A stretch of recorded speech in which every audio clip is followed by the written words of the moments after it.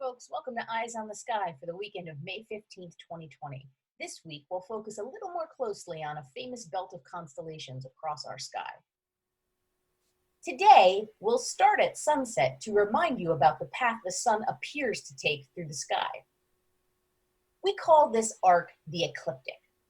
The other planets and the moon can also be found along this line. This is incredibly helpful when we're looking for these objects in the night sky. As it turns out, this imaginary line, which actually reflects the Earth and other planets' orbit around the sun, also travels through several very famous constellations called the Zodiac. In Greek, this phrase loosely translates into circle of life.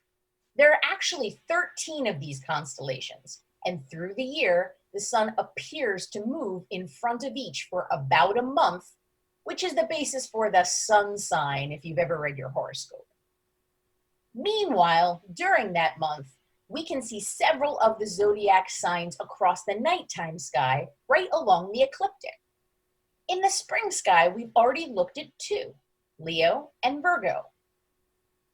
If we travel toward the western horizon before Leo, first, we see the planet Venus lying right along the ecliptic.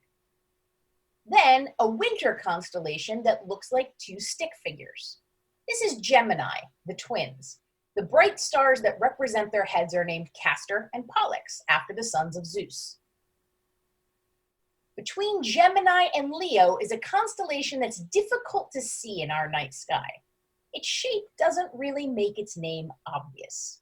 This is Cancer the crab. Amateur astronomers, however, will search this constellation out for the enormous star cluster called the Beehive, or M44, within it. It contains over 1,000 stars, and overall is 3 times the diameter of the moon. To find it, point your binoculars halfway between Castor and Pollux and the star Regulus in Leo. Skipping over and to the left of Leo and Virgo is a squarish shape. And it might look like its name now, but certainly didn't when it was first drawn. This is Libra the scales. While it does look like a modern day scale you might find in your home, our artwork shows it as a balance. This is the only zodiac constellation that's not a living thing. Libra was added later to help align the zodiac with a more modern calendar. The stars in it were taken from the constellation next to it. And in order to see that this early in the year, we have to time travel forward to around 1 a.m.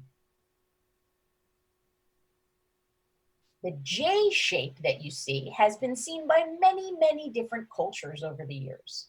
If you've seen Moana, you may recognize it as King Maui's hook, as it was seen by the early Polynesians. The Greeks, however, saw a scorpion, and the stars that represent its claws were borrowed by the Romans to make the balances of justice that we now know as Libra. These two main stars are real tongue twisters. Zubin el-Shamali and Zubin el-Janubi mean northern and southern claw in Arabic, leaving a hint as to their origin. The next constellation over is a teapot.